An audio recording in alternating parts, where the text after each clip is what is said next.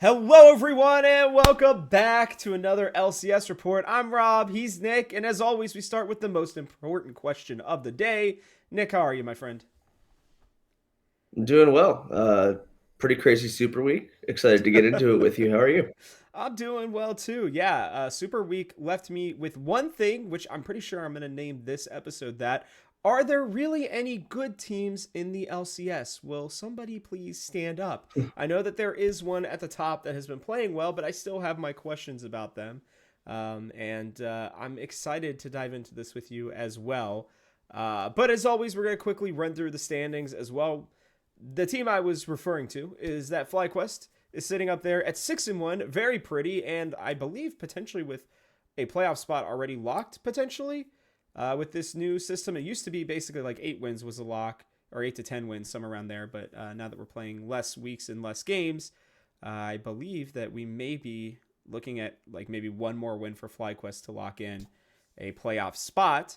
Tied at second are two surprise teams, maybe for some people, but we do have NRG at 4-3, Team Liquid, and 100 Thieves. The biggest surprise is that tied in fifth are Cloud9 and Immortals, both 3-4 after Cloud9 had an abysmal 0-3 Super Week, something that I don't think literally anybody predicted. And if you did, please let us know who you are. You might be an Oracle. Last one, tied for last, are Shopify Rebellion and Dignitas, who are sitting down there at 2-5. Nick, I guess just this has been such a crazy week. We'll get into our picks here in a second. I do think that it's worth us taking about 5 minutes really quickly to just kick things off talking about Cloud9 and what the hell Yeah. is going on with them. Because I know this is a little bit of a deviation, but the more and more that I look at this, the more I remember the fact that I thought they weren't going to lose a game. You thought they might lose a couple, and now it just looks like they are completely, I'm going to use the word discombobulated, and I have no idea what they're going to do right now. I mean, I have some idea, obviously, but it just feels like they're completely lost. Yeah, I mean, I think that this is, when people had this team going 18-0, this is kind of like I will admit that I didn't expect them to lose 4 games in a row for the first time in like 7 years or whatever it is. Yeah. Um, but I mean, this is not an 18-0 team, and it never was going to be. Not that they couldn't be good. They're still my favorites to win the whole thing this spring, by the way. I think they'll be fine. But ultimately, we have a ton of players who are incredibly individually talented, uh, who hypothetically synergize well together, but there's a lot going on. There's a lot of guys who all have been the respective primary carries of their teams at different times. We've seen a lot of like ego. I do, for example, I love the methodology behind the Vayne pick. That's the loss I have the least problem with because I'm glad they were willing to try something that they had never even played in scrims. Yeah. But overall, we're seeing a team that is.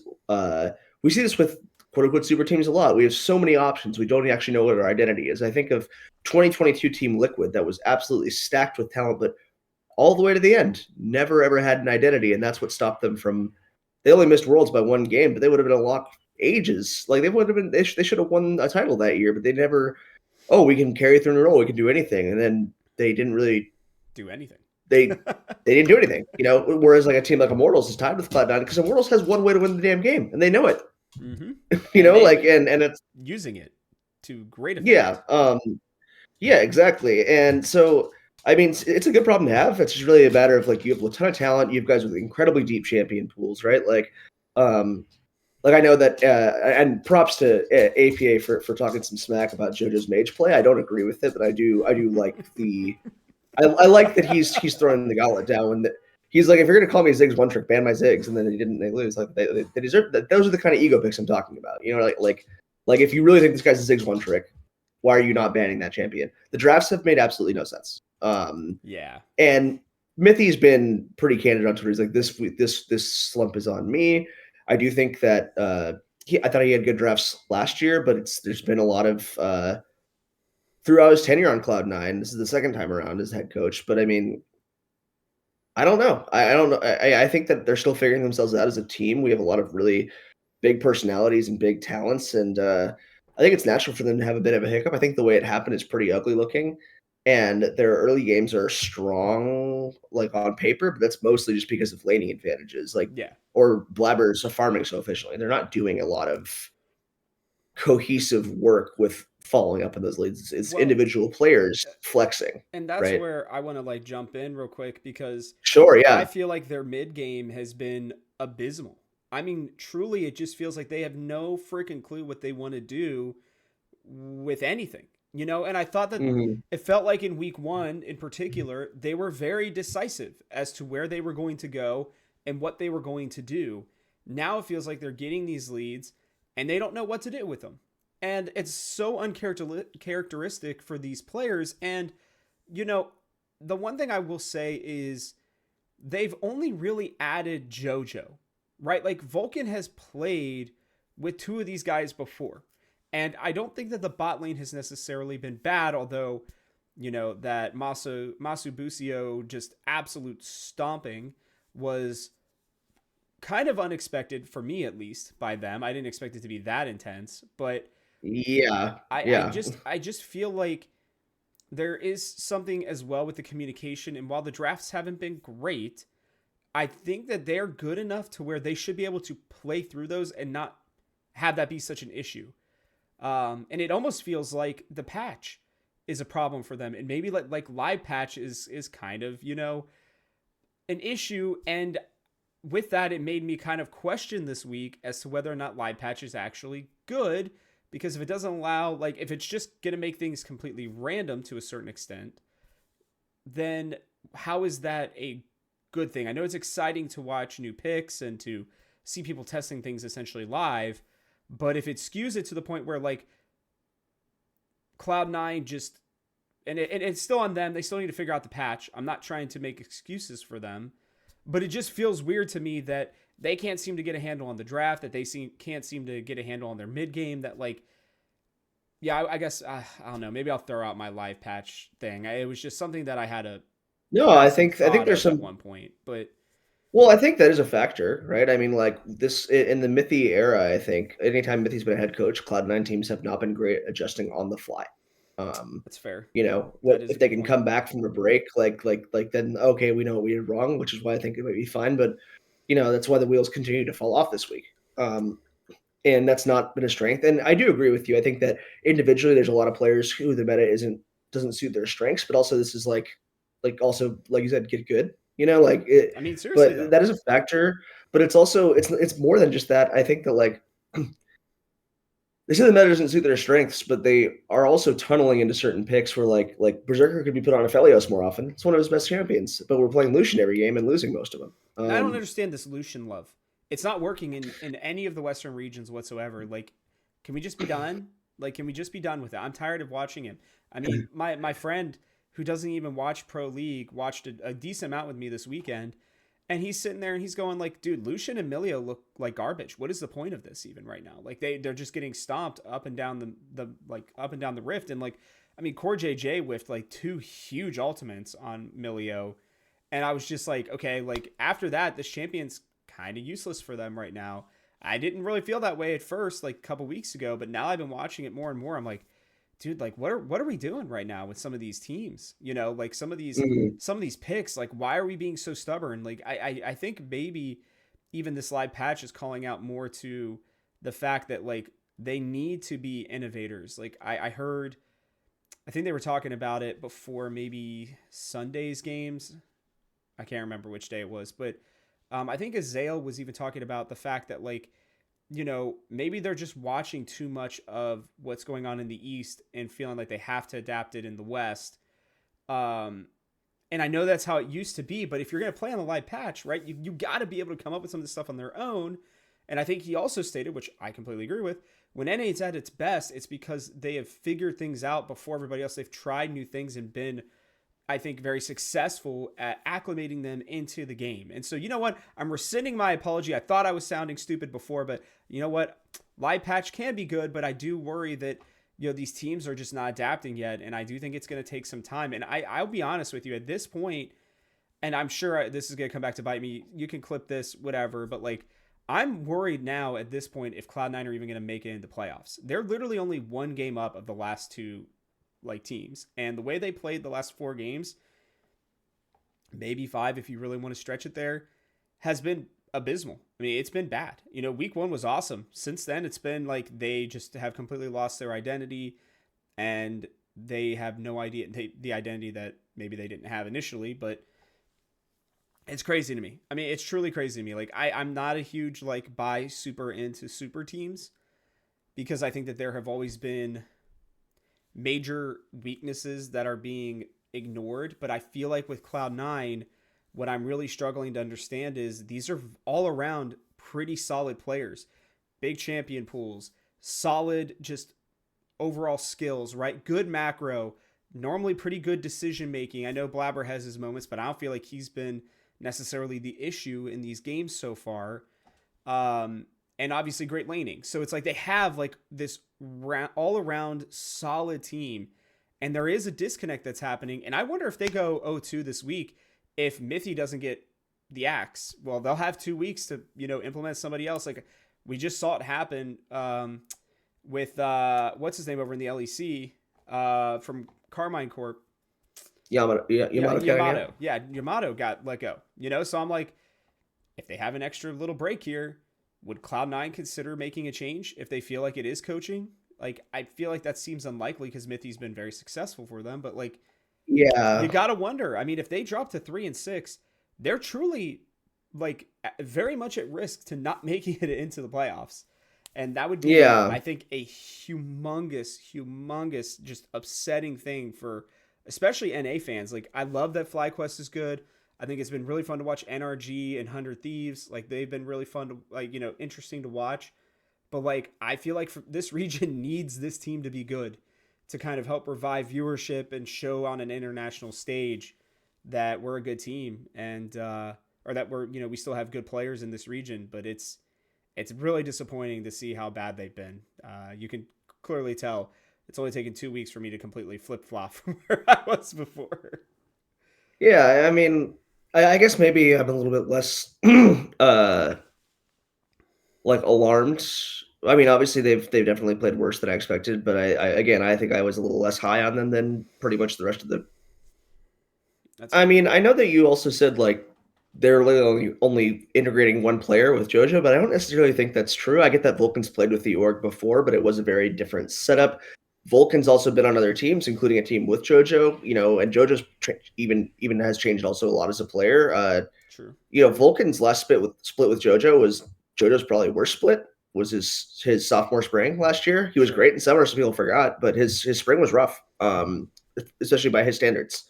And I think that there's a lot to be said with the state of League of Legends right now that these pairing synergies in other contexts don't really work, or they don't mean as much as what comes together as a five. I think your point about the innovation is really big because I do think that's where North America's best. But I recall seeing something, and again, I could be wrong here. So this thing I saw on Twitter, it was like a clip of Sneaky and Meteos talking about how Berserker very much is a I play what Korea plays type of guy. I'm not saying that he's not going to play other stuff, but that he does watch what Korea plays, and that does influence his decisions. Sure. Sure. Uh, Unrelated or not, this is the worst I've seen Berserker look in the Yeah. LCS, Easily. which isn't saying it's not saying a lot, I would say, because I think he's been the best AD carry in the league every other day of the year and last Yeah. year and anytime. But it's the worst he's looked. Um, I don't think Vulcans look particularly spectacular, Nope. and I think the big thing is there's now this narrative where because Cloud9 can't win with Blabber on tanks, Blabber can't play tanks. No, that's not the issue. But a team that can't win with Blabber on tanks, that's indicative of an issue where we're getting our leads through individual advantages and having no idea how to convert them as a unit. And that's what they're going to have to fix. Because sometimes you're not going to be in your wheelhouse meta, and the best teams are resilient through that. That Yep. might not be your best form, but I mean, you got to figure it out, and that's what this team was built by. I mean, and nobody knows that more than them. So I think that we will see some adjustments. I do hope that we see some changes in draft, but I also agree with you that it's not just that like the drafts look out of sorts, but also the team like just kind of doesn't do anything and then loses, and it's Yeah. very confusing. So Yeah. It's like they have these hope leads, and you watch their games, and they're 15 minutes in, and there's one kill. And it's like I know kills aren't everything, but they are indicative of being able to make other moves on the map. And it yeah. to me is so baffling. Like I came into one of their games like halfway through ish, because I was busy doing something, and I came back in and I looked and I was like, we're like 20 minutes in this game and there are 2 kills right now. Like, I get that, like, Yeah. again, I get that it's not everything, but what are we do? Like, why is Cloud9's like 2K up? Why are they not doing anything with this? Like, especially with some of their Yeah. picks, I forget which game it was, but some of their picks, they were like you're not going to scale. So what is the point? Like, I just, it just felt weird to me. It's felt weird to me. I don't mean to cut you off because I think you and I could No, probably no, go it's back and okay. forth on this one for like 5 straight episodes, but Yeah. we do have a couple other things we got to get to. Let us know what you guys think is Yes. going on with Cloud9, please, because maybe you can enlighten one of us. One of us being me. I feel like Nick's got a pretty good read on it right now, but I'm genuinely confused. I just don't understand I how it's don't. been so bad. Hey, I don't know what's wrong outside of what I see. To be fair, right? And there could be other things that are complicating things. But right now, what I see is a team. I see a team that is the team identity of Alfari. Congrats, you can win lane. What else are you doing? You Wow, know. that is So not something I thought you were going to so be pulling out on them. I mean, I know they're better than this. They know they're better than this. But all three of their wins have had one guy going completely ape shit. Yeah, Right, that's like fair. JoJo on his ear, Blabber on something. Like this hasn't been a team that's won through team play. And they're going to have to. And this has been a problem for Cloud9 for years now. Every Cloud9 roster who's won a championship in the last 3 years has been last point, I promise. No, it's good. Individually, very strong. We saw this with the Perks roster. If Mm-hmm. one player popped off, they win. We saw it last year at Worlds. They won that title, or 2022 they won that title through, frankly, through individual like gaps and champion pools. Their macro was not strong when they had Jensen. They Fair. won because their players were individually better, and we're kind of seeing a symptom of the same thing. You could trade the players out, but I made this point when they got Perks. I'm like, you can't just plug in a player and expect to be better until there's actual team synergy built here. And I think there can be, and I think there will be, but right now we're not seeing it. I really hope so. I really hope so. But we are going to head on over to our picks real quick. Nick, you had a pretty rough week, my guy. You and I, neither of us had a great week. Mostly courtesy of Cloud9. You will see 3 losses in those Cloud9 spots for both of us. The other team that hurt you pretty badly was Shopify Rebellion. Do you have anything to say to them as they continue to hurt you? Either by winning when you don't predict them to, or losing. I don't know if you've picked correctly a Shopify Rebellion game yet. This entire split, which is, there's always one team that screws you. And it happened to me last year with FlyQuest. So, I mean, what do you have to say to these Shopify Rebellion boys?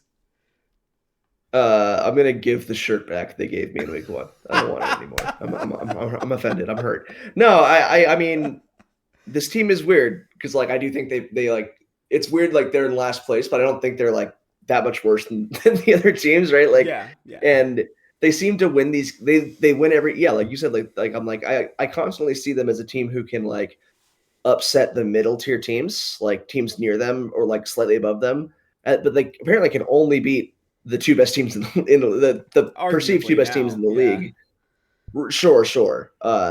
But I don't know, man. I mean, they're an interesting breed. I love watching them, by the way. I love the picks Insanity's bringing out. I think they're really Yeah. fun. I think Boogie's pathing is really creative, and Insanity's really setting him up to succeed. I agree. That mid And duo is pretty solid, I think, actually. I thought their bot lane had a good weekend, even though they Yeah. didn't necessarily, have a great weekend as a team. I thought their bot lane was good. I thought we saw that we can get into that later, but I feel like we have actually some pretty strong bot lanes this split. I saw some, Dig had a good week, but anyway, I don't know, man. I like what they're doing. I think they're creative. I think they have a specific identity. So I like what they're about. Like they're a team that I enjoy watching, regardless of where they are in the standings. But clearly, I don't know what the hell they're doing because I haven't picked a game yet, right? But also, it seems like nobody else does either. I mean, if they're Nobody able to does. beat Cloud and NRG, so like I think they're fun because they're fun to watch and they're kind of a Mm-hmm. wild card, and that's like you don't. They clearly can be Kingslayers. They can also do nothing. But it's going to probably be fun to watch because Insanity's going to play some weird stuff, and that's really fun times. And I like what they're bringing to the table, even if it's not always working out. And I hope that they don't. I don't want to see them shy away from that and pick towards convention or safety. I think that this is the right play. It's just about making it more consistent because clearly we've seen the peaks, we've seen the valleys, Yes. but we've seen the peaks, and the peaks are good. And remember, this is still a team that has had less time to gel. B-Boy didn't start playing on stage until week 2. Yep. He's played in other regions. It's the first time he's played in North America. Like there are other factors here, and I do think that we don't really know we see who this team is trying to be and trying to become, but we don't know exactly who they are yet. And I think they don't know either. Well, I think that's most of the LCS teams. That's why I said at the beginning, like, who's actually good. I feel like there's maybe 2 teams that have kind of figured out their style to a certain degree, maybe Right. 3. But I will say I'm gonna push this a little bit, and it has nothing to do with the player that they currently have. But I think there is one player they could sign over this break that I really do think would make them a really interesting team moving forward. I think they could go out and get get your favorite top laner of all time, and I think that they would be a vastly better team. And again, it's nothing against Fake God.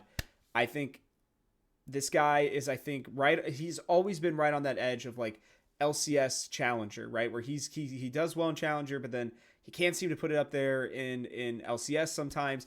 They call that in baseball the quadruple A player, somebody who just doesn't fit between the Yep. ML, or somebody who's smashed between the MLB and AAA.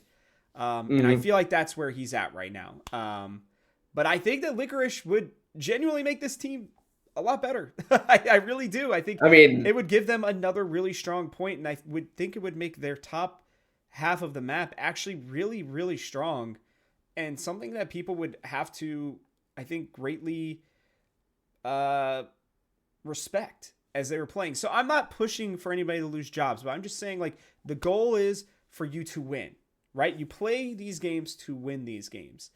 And I think with the addition of a player as good as Licorice, who's clearly looking for a team right now, obviously, I genuinely think he'd be able to kind of just slot right in and do his thing. So mhm. I'm not saying that they should do that necessarily right now, but I will say if things don't get better for Fake God in the top lane, I think for the summer that should absolutely be in consideration, because I think the rest of this team has some interesting parts, and I do think that B-Voy, I mean, he was arguably one of the best players in Brazil last year, which I know may not mean a lot to some people, but if we're gonna, be hyping up players like Jose Diodo, who sadly didn't really work out, but he was the best player in his region, even though it was a South American region. I would like to see them maybe give him a little bit of credence too. And I know I've not given him the most respect in the past. I'm sure you could find plenty of articles where I've trash talked B-Voy when I was writing my LEC power rankings and stuff when he was there. But I would be interested in this current LCS to kind of see what this team would look like with a really strong really strong top side of the map.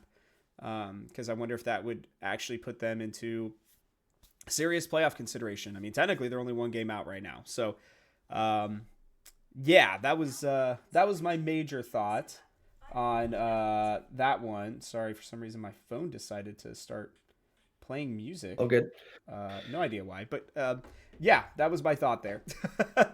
I mean, I think I think it's well for starters. I think Licorice is. I mean, there's a few guys who aren't going to be moved, right? Like Cloud9's committed to Fudge. Impact isn't Yep. going anywhere for Liquid, right? But like, Mm-hmm. I think Licorice is a 1-for-1 upgrade for any team. Like, I think I mean he was the best Yeah. top laner in North America last year. He's a 1-for-1 upgrade anywhere. But it also I think addresses an issue that I like B-Boy. I think he's more of a team fight specialist. I was surprised when he and Zazel got 2v2 kills because I don't Mm-hmm. see either of those players as that being their strength whatsoever. Agreed. Uh, and then you have Fake God, who I think, like you said, I think he's fringe. I think he's been fine. I don't think he's been I think he's been much better now than he was on Dig last time he was in the LCS. Sure, He's I'd been agree much with more that. stable.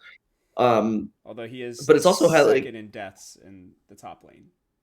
So I said better, not good. okay, Okay. I just wanted to make sure that we had a distinction I'm just there. playing. No, I hear you. And that's also the thing, right? Is that when this Shopify team does have like a lot of the same some of the same members as TSM last year, but also I think actually a very similar team identity in terms of the players' strengths individually and Sure. how they create the overall team identity. The nucleus though is still Boogie's creativity and Insanity's carry potential. Yep. And those things are clashing with each other right now because the creativity is good. The creativity also involves Insanity usually being on a tank right now.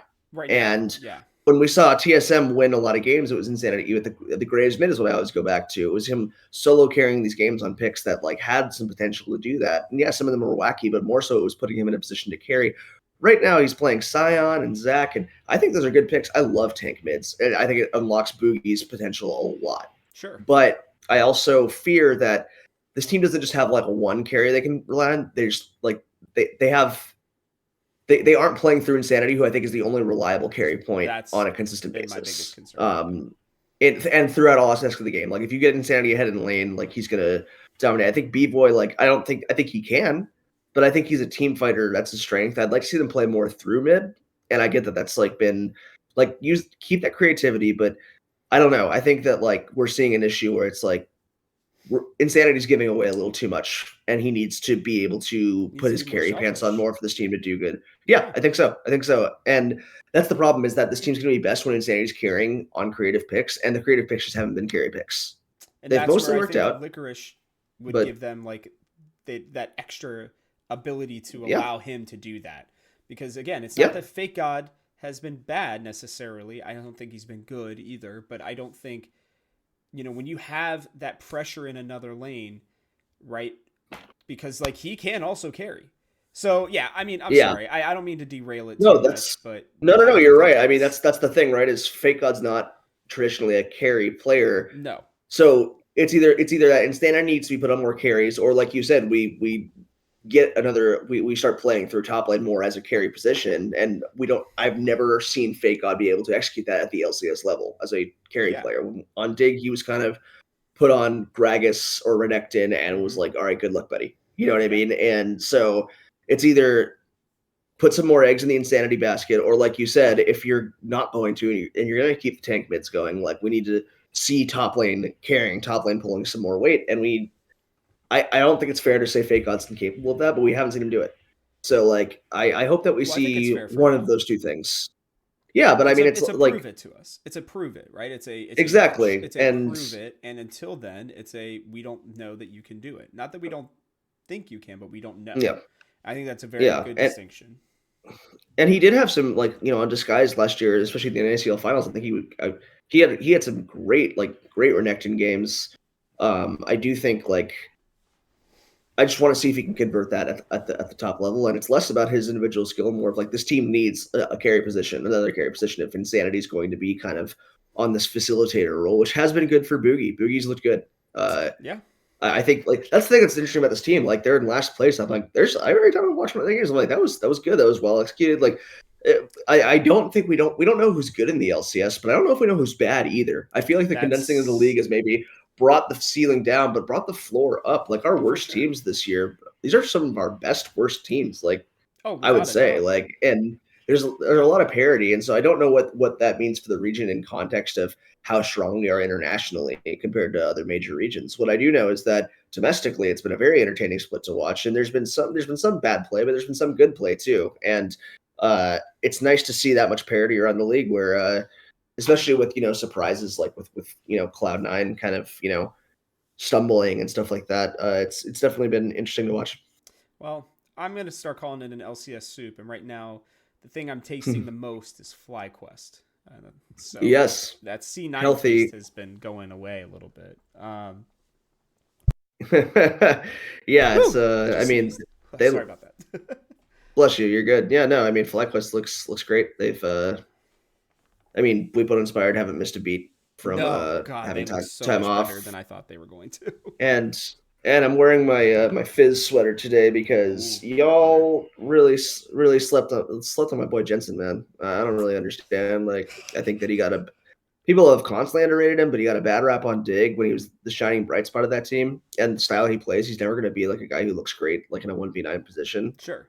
But he's been such a consistent contributor. This is a meta that suits him really well. I don't know why people are still giving him Oriana. I know you don't want to waste a ban on Oriana, but I mean, maybe make him play Maybe it's something time. else, Yeah, maybe it's time. because he's just winning every game he plays on it. So like and so I love seeing him perform well because I never thought he fell off. I have not thought he was washed. I think he's great, and I think that he's able to prove that. He's also on a team that is better than last year, and Pueblo Inspired of great, and then the Masio bot lane has been a really, really refreshing, nice It's surprise been a in terms of huge how they've played surprise. so far too. So Did not expect I'm them to be really, that good, but this team's fun. You got to give yeah, them their due. yeah, Um, yeah, and yeah, definitely. I think so. There's one last thing we're gonna do. We're gonna skip our game of the week because I think that was it was more than worth it for us to talk about. I think two teams that have been deserving of a little bit more of our time because I don't think we've spent much time on C9. And I don't think we've talked much about Shopify Rebellion so far in this series. But I have a Yeah. couple trivia questions instead. Something that I think is going to be All right. interesting. Something that I think you'll have a good chance of getting, honestly, just because you're a big brain, and if you get none of them, then well, it's just I guess your brain got a little smaller than I had remembered it being. So. Hey, it's esports winter. There's cutbacks everywhere. I had to I had to the downsize my brain cells. I was gonna say, brain space for the LCS has also diminished. But I'm No, very yeah, well, there's that too. yeah, all right. I'm fairly confident you're gonna get these right. All right. First Well, question no is, pressure. All right. who has the most kills in the LCS going into week 4? Um. Okay, so this is just active players for this split, right? This is all just this split. Yes, everything's gonna be just this split. Okay, okay, okay. Give me 1 second. It is pretty surprising, if I'm being honest with you, and I'll give you a small Yeah, hint as yeah. well. It is an AD carry. Cause I was like, yeah, because I'm like, I don't think it's a guy, somebody on FlyQuest, because I think multiple people have kind of taken turns sort of carrying their games. It's also the only player that has averaged 10 kills a week, essentially. FBI? Eh. FBI is sitting at 23 right now. Our top 4 kills people, according to Oracle's Elixir, are Tactical with Oh, I know it 32, is. Meech with 29, Masu with 28, and Tomo with 27. Really? I was gonna say Jan. Okay, good. Let's go, Tomo. Yeah, Okay. no, I think Tomo's starting to get a little bit more love. So I figured that one might be one of the hardest ones. All right, the next one is That's a tough one. I'm happy for him though. I think he's had a good I split. I I mean, love that's seeing him succeed. I really thought yeah, he was he's going to yeah. crush it on TSM, but I know it didn't work out. Not because of him, I don't think. But all right, next one is which team has the most kills in the LCS? I promise this is not just kills, but these were like ones that were pretty surprising when I was looking it up. And I can already Okay. tell you, I'll give you some quick hints. It's not FlyQuest and it's not Cloud9. Not that the Cloud9 one's a surprise, but I figured I'd take them off the table anyways. Is this most kills excuse me, most kills or like Kills. most kills in Straight their up games or kills. most kills that they have, like this team has gotten, right? This team has the most kills so far in the LCS. Energy. NRG are third at 95. I'll give you one more chance. I'm terrible at this. Okay, FlyQuest are hold on. second at 96. This is the only team with 100 kills right now in the LCS. Oh my god. Uh, hmm. This is tough too. I'm sorry I made these because they just surprised No, me. I couldn't believe this when I was this is looking good. at it. This is good trivia. This is good trivia. No, dang. They Give also me one have the sec. I think. worst goal difference at 15 minutes in the LCS. Yeah. Okay. I was gonna say I was stuck between. No, it's not. Immortals. No, Immortals are third to last. The team that has Oh wow. Who is 105 it? kills in the LCS is 100 Thieves. I would have Wow. never guessed Wow. that. I would have told you. Let's Now go. they're also second in deaths. They have 103. So, you can Hey, kind of take that as you will, but again, no, that I'm just into shows it. that kills aren't everything, but it is interesting. I just would have never guessed that. No, me neither. But I mean, now that I'm thinking about it, it's like, well, yeah. I mean, River is like one of our Mhm. most active early game junglers. Yeah, no, I mean it's interesting. That does make sense. They've also played a good amount of long back and forth games. Now that I I think believe about they it too, also like have the wins. longest game time potentially. I'd have to. Yeah, they have to be No, up they there. don't It's one of actually. them. They're only fourth. Immortals and Team Liquid have the longest, and then NRG. It's Hmm. not by much, obviously, but okay. The third question. So there are 4. You're doing great so far. Which team has the highest goal difference at 15? And then which one also has the lowest? I already gave you the lowest. I kind of cheated. So, real quick, highest goal difference of 15. Could this be in either direction? Could this be like ahead or behind, or is it just like who Well, has the that's what I'm most saying. like So high? who has it? So according to Oracle's Elixir, Okay, who has okay, the okay. most gold at 15 minutes, and then I already gave you who has the lowest, if you remember. No, I don't. So wait, the most is probably C9, right? That is right. All right, Right. we ding ding ding. Okay. We got a I winner on that mean, one. there's the early games have just been like Insane. mathematically superior. Oh, So for sure. like like Them, it's it's like them and so NRG, and they're up even on okay. FlyQuest by almost 500 gold, which is pretty insane to think about. But which team? And this team has almost exactly 2,500 less gold at 15 minutes than Cloud9. Average. Liquid? We've already talked about this team. No, we've already talked about them. It's not liquid. I was just thinking because the liquid has played it like they played the early Like games I said, I like gave you this one during the kills section. no, I don't remember. Okay. Okay, no, hold on.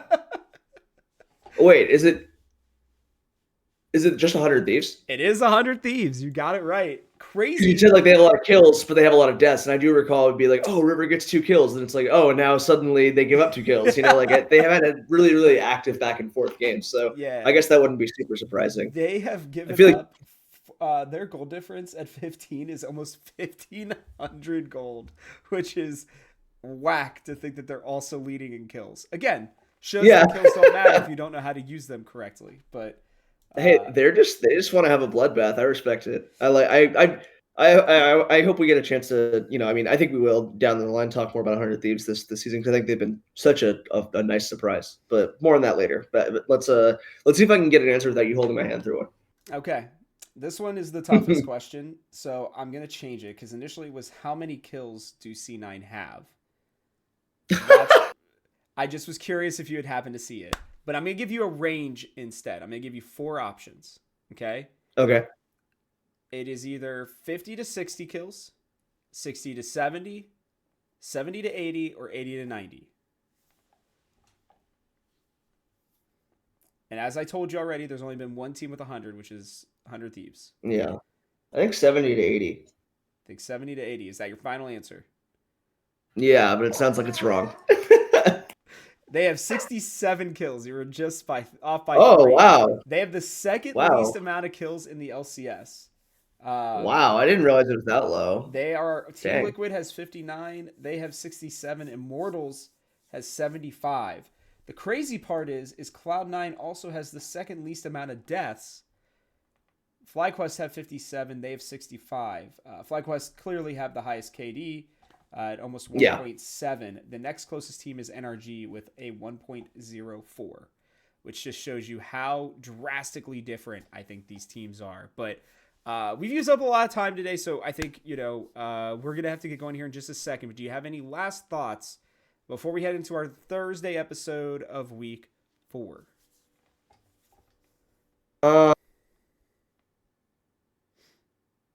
Cloud9 will be fine. Okay, I like that. I appreciate you playing along with my trivia game. We may bring those out. Oh, I love trivia. So I just wish I did better this time. I mean, you did pretty well. Again, I thought those questions were pretty hard. So I was just curious because, again, those things just like it took me 30 seconds to find some of them because I was just so blown away by a few of them. I couldn't believe it. But no, yeah, that's surprising. It's nuts. Yeah, definitely. It's nuts. My thought is that I think FlyQuest are gonna flame out in playoffs. So we're gonna. Oh no, not again. I hope not. I really do. Not again. Could they finally win their first LCS championship? I don't know. You'll have to keep checking back and seeing if we actually believe that. But we do appreciate you all watching. Make sure you check out our Thursday episode. We'll be giving our picks for the week as well as our power rankings. There might be some surprises in there. So keep that in mind. But with that, we'll catch you guys on the next one.